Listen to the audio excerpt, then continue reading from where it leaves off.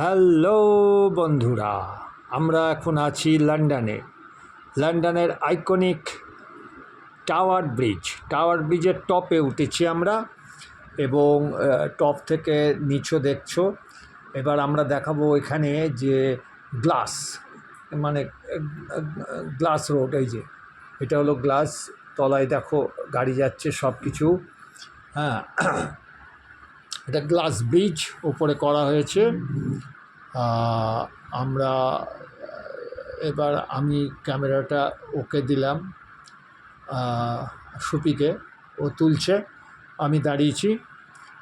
এটা হলো লন্ডনের টাওয়ার ব্রিজ, যে ব্রিজটা তোমরা সবসময় দেখে থাকো। লন্ডন বলতে যে সিম্বল ব্রিজ যেটা আছে সেইটা টাওয়ার ব্রিজ, যেটা টেমস নদীর ওপরে রয়েছে।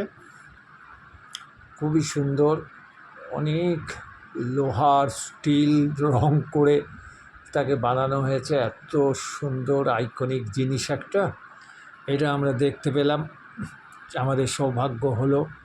এবং ওপরে উঠলাম, এর ইঞ্জিন ঘরেও যাব, সেটাও পরে দেখাবো। এখন এই ব্রিজটা দেখো তোমরা ওপর থেকে কেমন লাগছে।